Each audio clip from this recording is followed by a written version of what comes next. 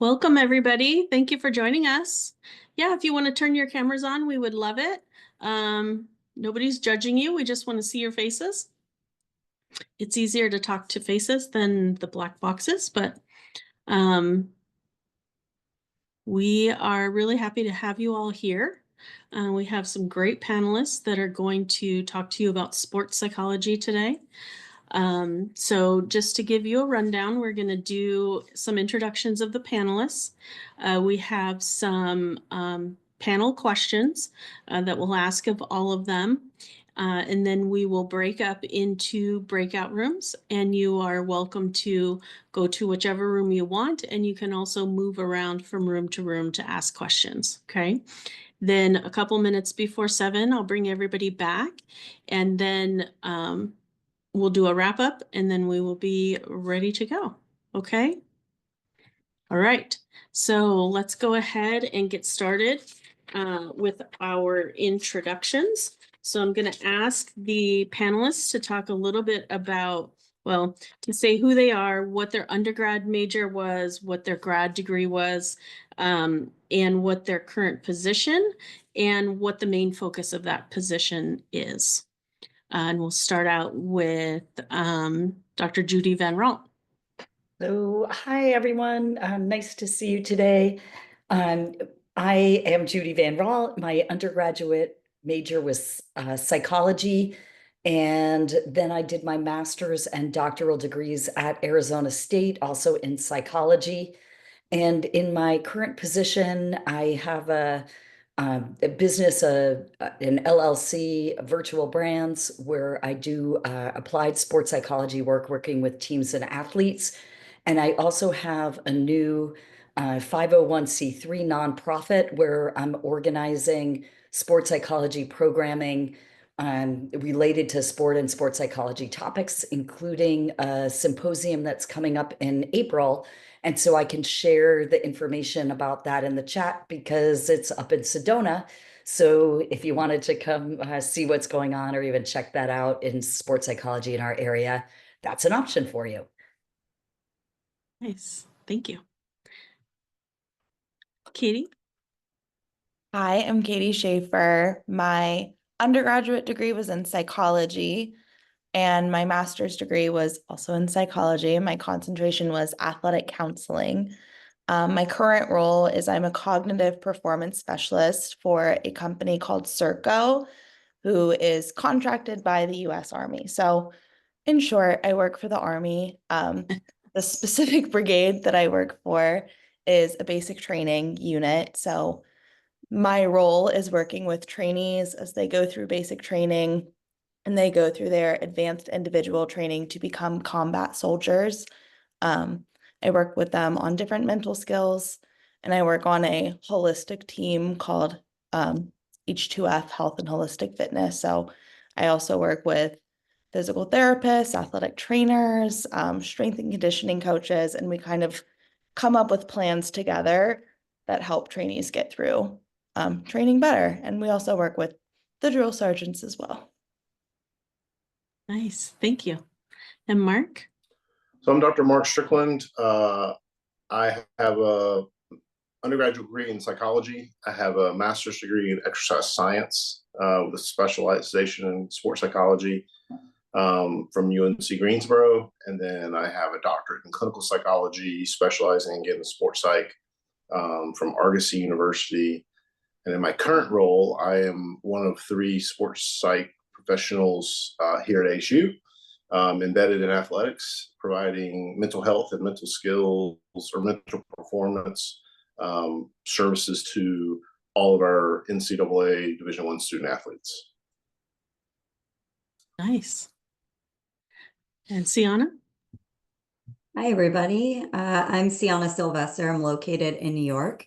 I did my undergraduate degree at University of Hartford, where I graduated with a degree in psychology. Then I went on to Springfield College, where I had the honor of studying under Dr. Judy Van Raalte. And it seems that Katie and I are fellow alum from Springfield College studying athletic counseling. From there, in my current role, I'm the Director of Organizational and Mental Performance at Higher Echelon, which is a government and commercial consulting firm who is partnered actually with Serco, where Katie is at. We just also have bases at Fort Wainwright in Alaska and JBLM in Seattle. So I serve on the project management team and help with the curriculum development for that project. And then I also work with our commercial contracts and other government clients like NASA and Navy, anywhere from organizational behavior, doing culture assessments, all the way through providing individual executive coaching as a professional certified coach and certified mental performance consultant. So I do a lot of work in the corporate. And then I have a private practice where I serve athletes as young as 8, all the way through professional, called Mental Flex. You can find me on Instagram if you're curious about that. But nice to meet you all. Thank you all for having me. Thank you. And Halle? Hey everyone, I'm Dr. Halle Gydesen.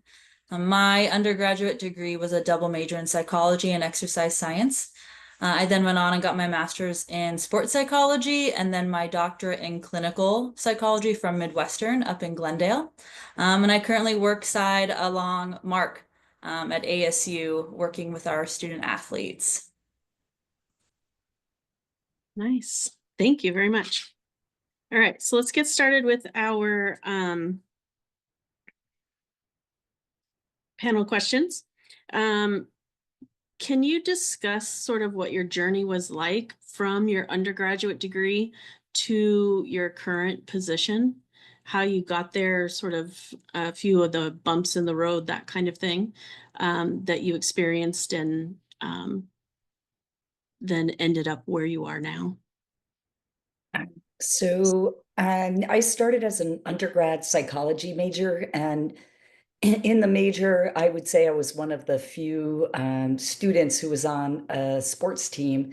And so sometimes the professors threw sport-related information my way. And that made me interested in sport and exercise psychology. At the time, which is a while back, there really weren't programs that necessarily specialized in what I was interested in. So I had to do a pretty deep dive into choosing and finding a program.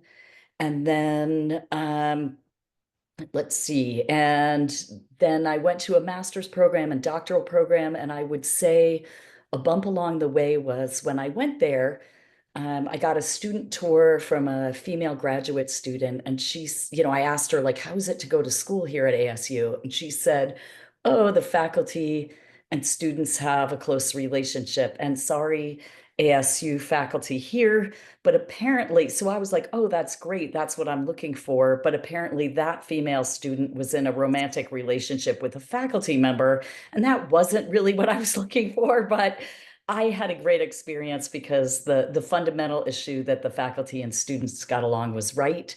And I really enjoyed my time there. So I would say, if I were starting out again, do your research and find out and maybe probe a little deeper than I did back in the day. Thank you. Katie? Right. I'm going to apologize in advance for my dog. It is her bedtime and she's not happy with me at the moment. Marc.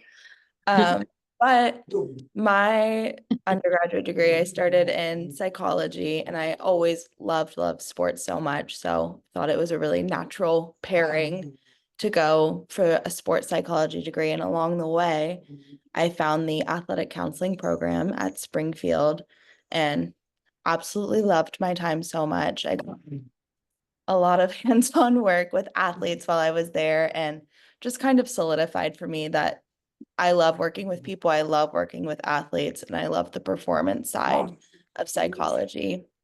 From Springfield, I'm so sorry. I did an internship at IMG Academy, and I got to continue that hands-on work with athletes of all different ages. And from there, I found my way to the Army through a recommendation. Actually, my friend does the same thing as me at a different base, and she was like, I do this, I think you would love it. And she was right. So just getting to work with people every day, be outside, be away from my desk. I spent all day at a rappel tower today, for example. So being able to be out and about and getting to do things hands-on is probably my favorite thing, and kind of the thread that has gone through everything I've done. Okay, you'll stop hearing her bark now. Nice. That sounds very interesting. Marc? Yeah, so my path's kind of a lot like Judy's. I was an NCAA collegiate athlete and studied undergrad psychology, and there was a class my sophomore year on the psychology of sport. There's probably only one textbook at that time. And so that kind of started my path as an athlete and psychology major. But from there, like, programs didn't exist, especially in mental health. So I went in the Peace Corps and went to Africa for a while and had some health issues, and so returned. And then basically, I'm from North Carolina, and so I drove to Greensboro. Richard Koop, who was a sports psychologist in the golf community, I met him through a mutual friend. He gave me some advice to go find Dan Gould at UNC Greensboro. So I literally got in the car and drove there with my GRE scores in June and begged my way into the program. So I got in, I wasn't on a grant. I was on a research project, so I kind of had to fund myself. And then I was able to get on a grant with him doing research on the Olympics. So we studied the effects of psychological performance, both in Nagano and in Atlanta, while I was there doing my master's degree in exercise science. And then from there, I went to Penn State for a year with Dave Eukelson and did a fellowship at Penn State in our athletic department with Dave. And then from there, I came out here to Argosy and got my doctorate with Bart Lerner and Bob Harmison, who were both still in the field. And then from there, I went on an internship in New York City and in an outpatient drug rehab program so I could finish my degree. And then came back here and started private practice with no clients, basically. And so I did general mental health in my private practice until I could get athletes going. And then I presented at a conference here locally. And a gentleman in the audience approached me. He was doing some work with the Oakland Athletics, and he was looking for somebody to help him. And so he approached me, and I started working for the Athletics in their minor league system.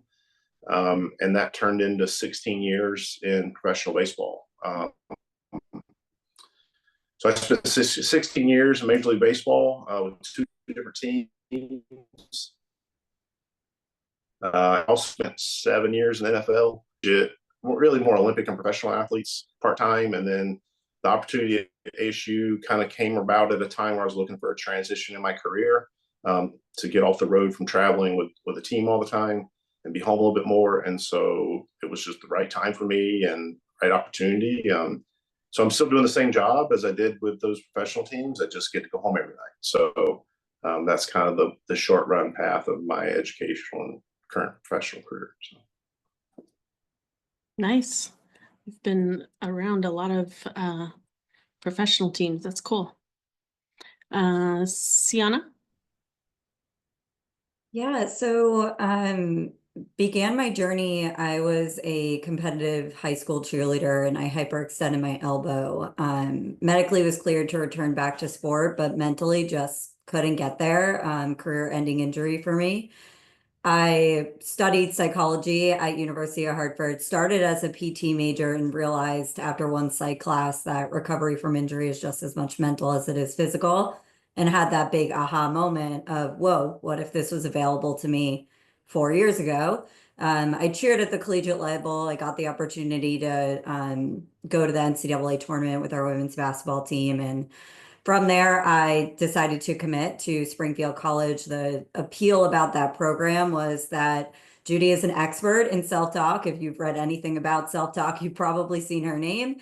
And her husband, Dr. Britt Brewer, is the leader in sport injury, in my opinion. And if you've read anything about sport injury, you would see his name. So it felt like the perfect fit for me. What I really loved is that on week 2, they draft you into a team. You get assigned a bunch of teams. I got to work with teams at Harvard, Trinity College, other local universities. And I actually went on to the Collegiate Baseball League of Europe, where I spent 3 months with a baseball team there, really living that lifestyle with them. So what I loved when I was working and looking for a program is there an applied work option, and do you get that early? Something that I learned is that there's not a lot of people who get those applied experiences right away. A lot of times they have to wait a couple of years at the other competing schools. So really love that. I left Springfield College after I graduated in 2015, went to work for the NFL in their player engagement department, which is responsible for helping athletes transition into and out of the league. Spent a season with them there.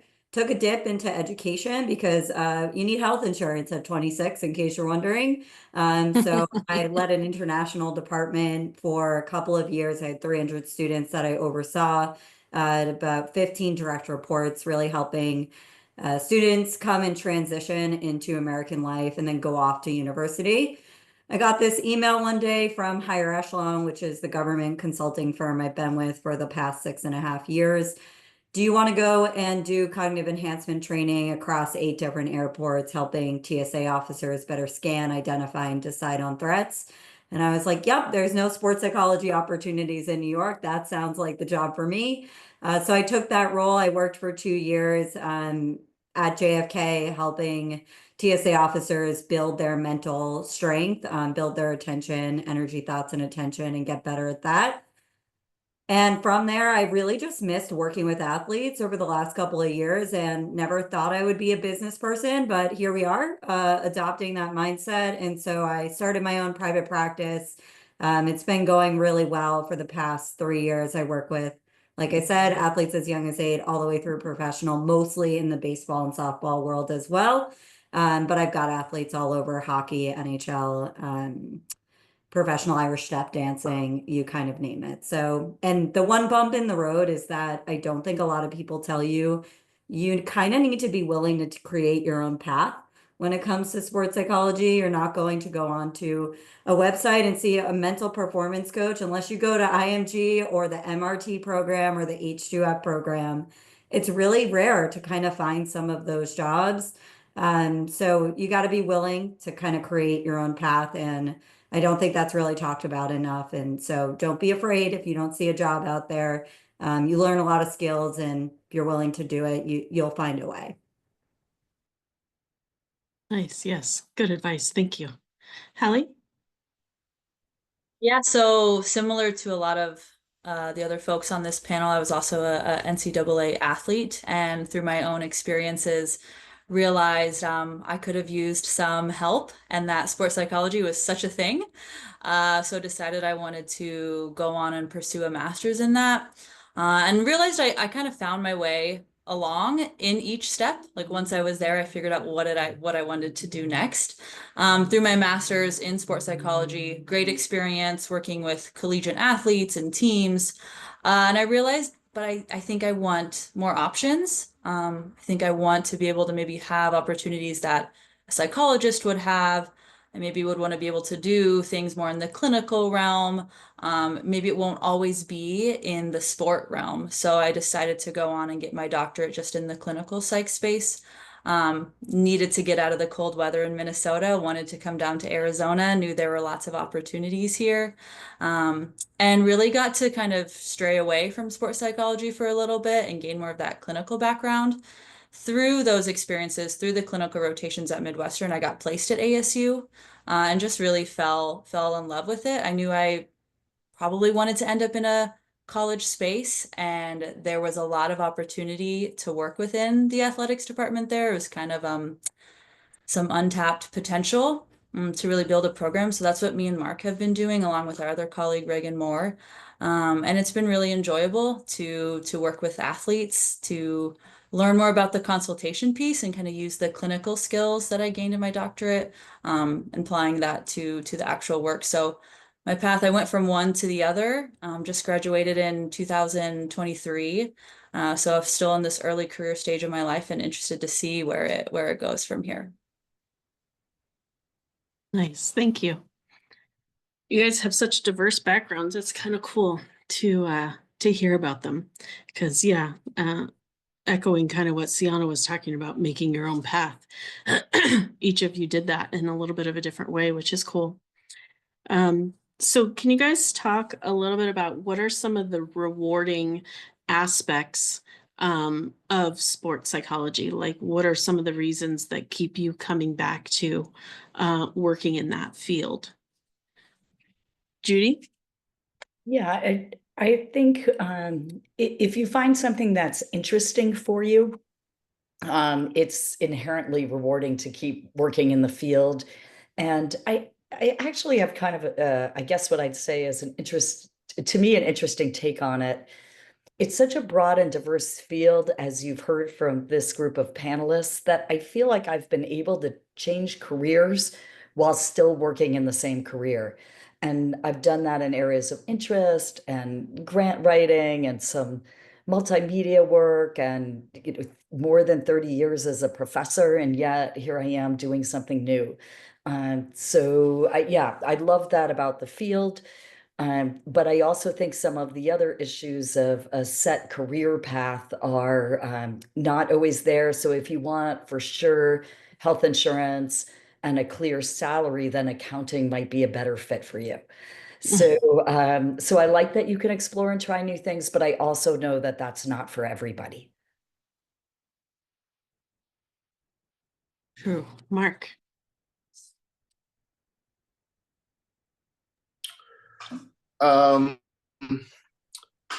Shoot, I forgot the question. Oh, what are some of the rewarding aspects of your current position that keep you coming back into sports psych? For me, the whole thing that really motivates me is the relationship that I establish with my athlete or my client, or and that's really valuable to me. And then the second piece is the developmental aspect. Like in pro sport, I would get 16 to 18, 20-year-old kids that got drafted and see them grow and develop through their career and see them get married or see them have kids or see them make the big leagues or not make the big leagues, but then go on and have their own lives and doing other things. And so watching and being a part of that developmental trajectory is really kind of why this is my population. Like I don't work with 8-year-olds. I can't work with teenagers, right? That developmental process for me from 16, 17 to 24, 25, that's really kind of my wheelhouse. And so, in the collegiate setting, yes, there's academic development, there's athletic development, there's personal development, there's life transitions. Like I had 2 athletes today that their careers just ended last week. NCAA championships was last week for them. They're not going to go professional because that's not really a thing in their sport. And so now we spent all session talking about, okay, the next step and what does that look like for you and how does that happen and what happens there for you. And so for me it's that relationship and that developmental piece. And so that's kind of my motivation in this area. So Cool. Yeah, you get involved in a lot of different aspects of their life, which is cool. Katie? I'm probably going to echo some of the same things, but definitely the relationships that you build with people. So I initially got into this field because I love sports. And as you heard, I don't work in sports. I work for the Army. And getting to see all of the different backgrounds which people come from and their different stories and their different paths to how they got in front of me will never stop being interesting to me. Everyone is so different and how they got there is so different. And the way they think is so different. So that relationship building, I love so much. And then again, also the developmental piece, getting to see somebody from day 0 when they get off of a bus and they're terrified and they don't know what they're doing to week 22 when they are a full-blown soldier and they get to see their family again and they're going off to their next duty station and they're so excited and knowing everything that they had to do to get there. That is so exciting to me. And I love graduation day at work. I love getting to see that happen. So the relationships and getting to see people develop. Nice. Thank you. Siana? Yeah, I mean, it's been said, the relationships absolutely are motivational. For me, what else can you treat like a performance besides sports? So being at higher echelon, like leadership is a performance.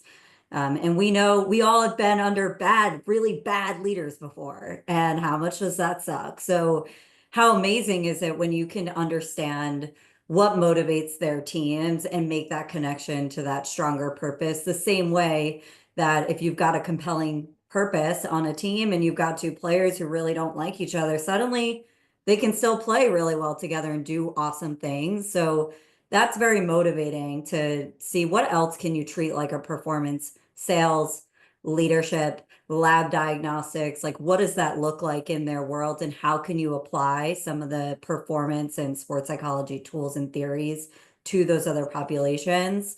Um, and I also just love developing other people. So I serve as a mentor to aspiring CMPCs. And one of the best ways to get really good at what you do is to teach it to other people and to observe and be willing to let them teach you something. I'm really curious. Why did you approach it that way with that player? I would have never thought about that. And it helps me get better and strengthen my own approach to working with athletes.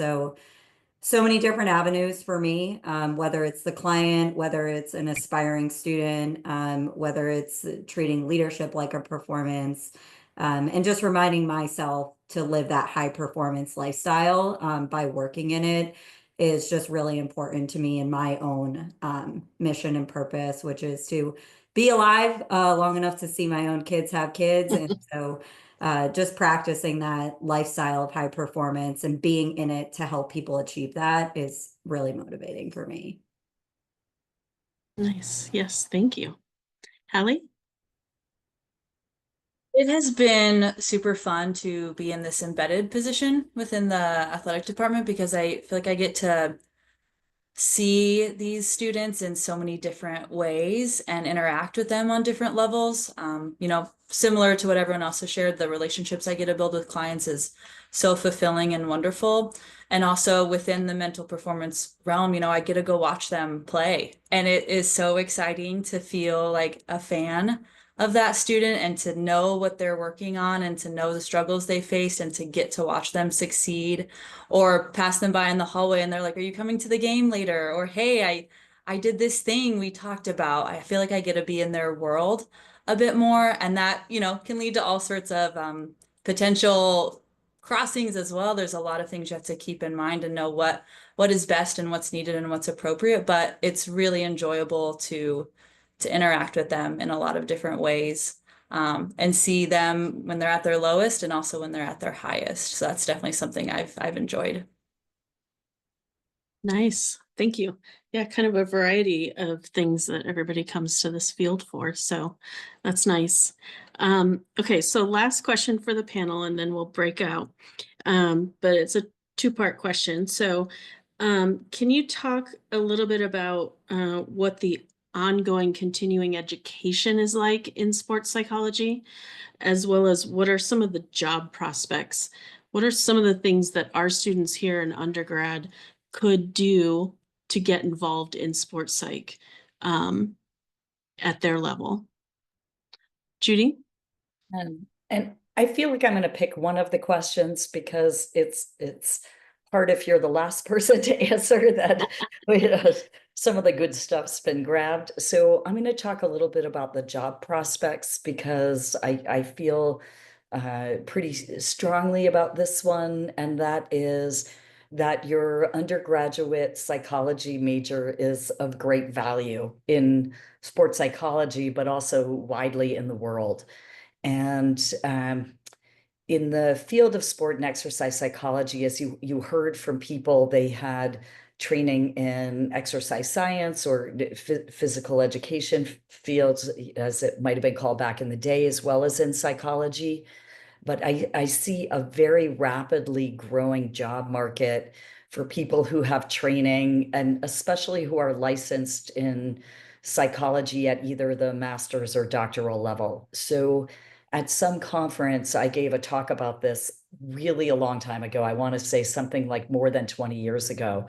And people got really angry at me, but I thought that was the direction of the job market. You would always have a job you could have in psychology, and you could also have this sports base. And I think the market is catching up, even though there's grad programs in a lot of areas.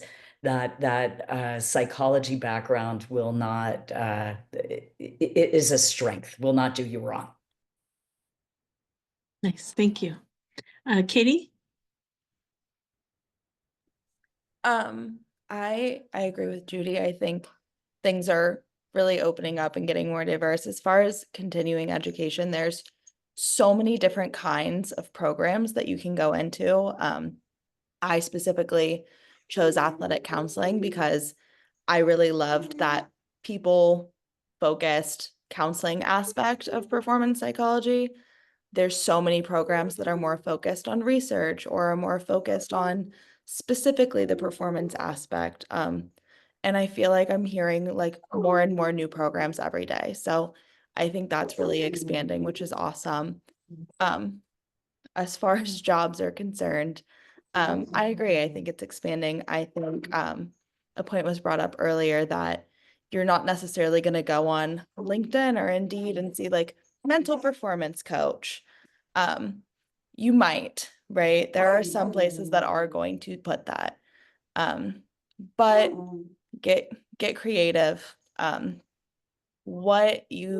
skills that you have fit way more jobs than you think they do.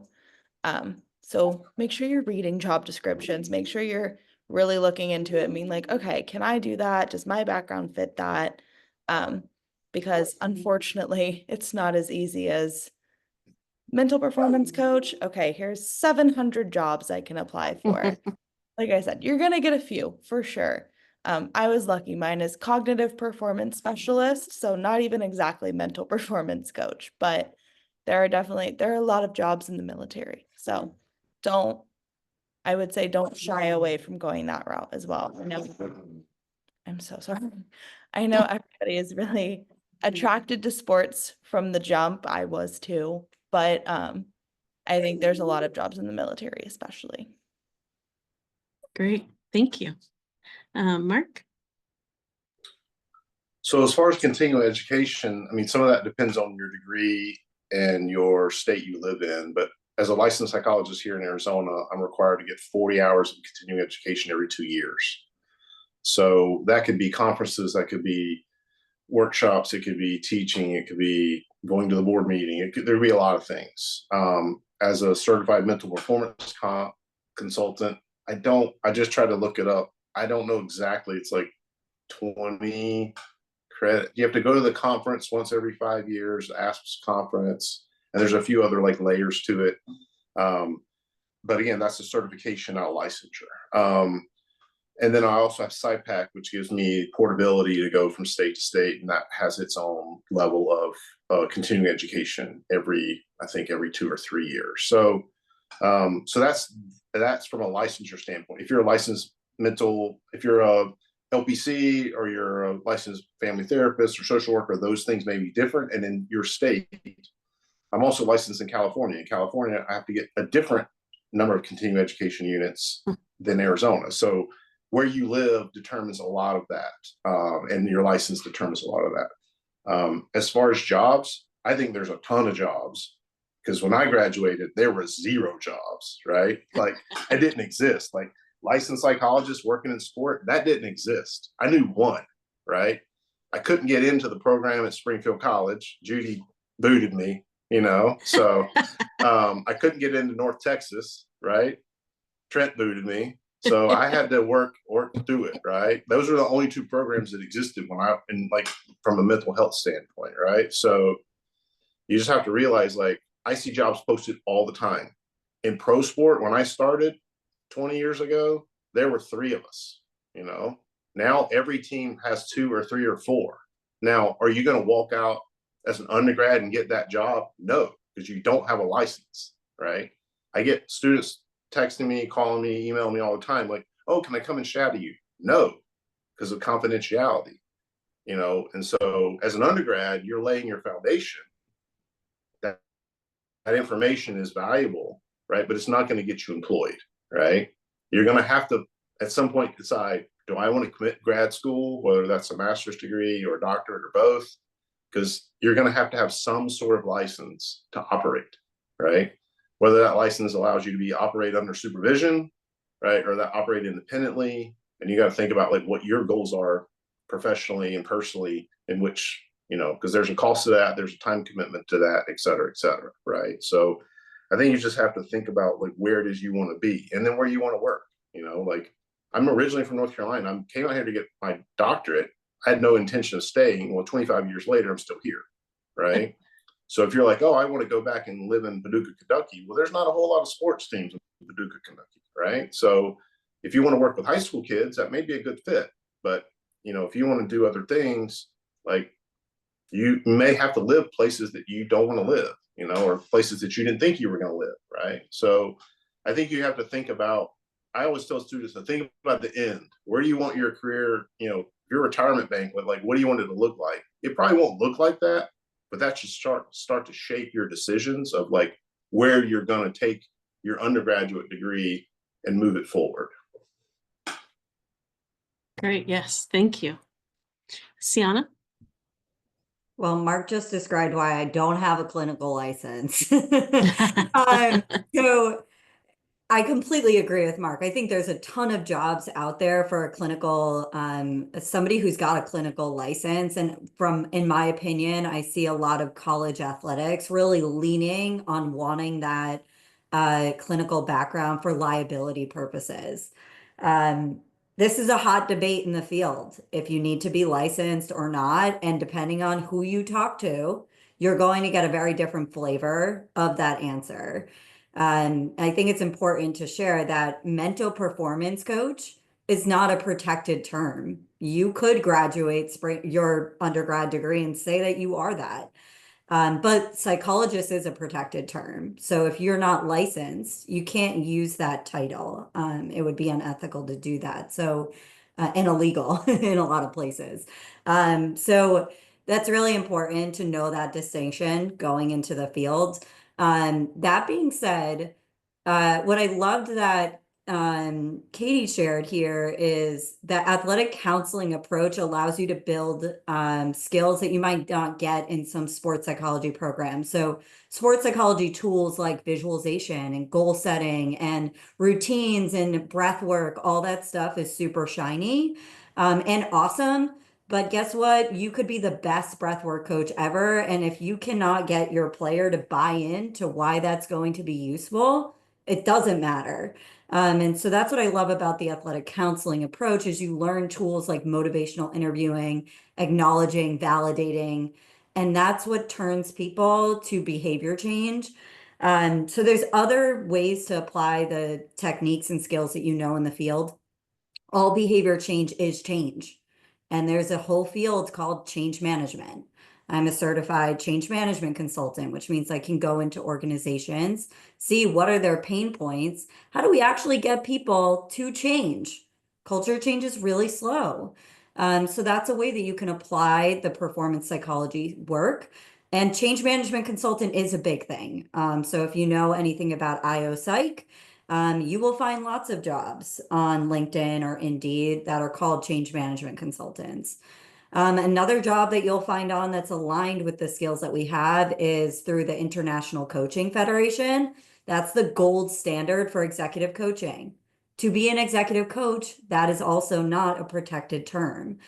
So anybody can really call themselves that, but organizations are going to look for if you have an ICF credential. So you can become an executive coach and work within corporations and help with leadership development. And the last thing that I'll share, which Marc already touched upon, is the certified mental performance consultant certification, which you do have to renew every couple of years. There is an exam around this. There's 8 different knowledge areas that you have to meet. Not all sports psychology master's programs will set you up to be aligned with that certification. So if you're looking for a master's degree in sports psychology, make sure that it's aligned with helping you get that certification if that's something that you want. Otherwise, you're going to have to take additional courses outside of your master's degree. I graduated with all of mine from Springfield because we have to take 48 credits in our master's program versus some other small organizations, you only take something like 32. So just look for that if that's something that you're interested in. And I would say if you're not licensed, the next thing that they're looking for is that CMPC credential for a mental performance coach. Because they don't want to just hire somebody who's a former player or is a Instagram mental performance coach. So that gives you that credibility behind your master's degree if that's something you're interested in. Thank you. Halle? I think the only thing I'll really add to what everyone has shared is regardless of what degree you pursue, route you pursue, you know, licensed or not, athletic counseling, sports psychology, continuing ed is part of it, and that can be a value to you. You know, like you can always strive for ways to continue growing and learning. I think spending so many years in school, I was like, man, when am I going to be done? Like, I just want to be done learning. But I was like, wait a second, like that's not the point, is to get to an end goal. So you can look for jobs, since there are so many out there, that will help you learn and grow and will provide CEs for you and will help you look for opportunities like that. So if you make that a value of yours, it's going to be enjoyable, and you're going to know you'll be able to keep up with the changes in the field, because as we know, it's continuously evolving. So continuously learning is a part of it as well. Great, thank you. Okay, so now we want to move into our breakout rooms. So I am going to open all the